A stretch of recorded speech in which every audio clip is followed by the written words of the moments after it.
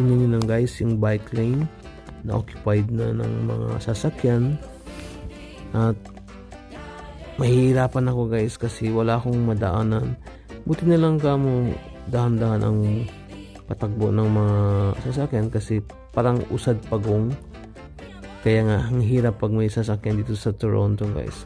At yung mga daan inaayos pa. Kaya pati sabi ko bike lane na occupied na nila. Sabi ko saan kaya ako pwedeng na magbabike. Kasi inisip ko pupunta na lang ako dito sa sidewalk kasi delikado guys. Diyan tayo baka kung ano pa mangyari sa atin.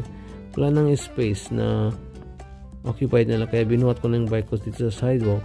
Sabi ko mas maganda na dito, at least safe na tayo guys. Kasi nasa sidewalk na tayo.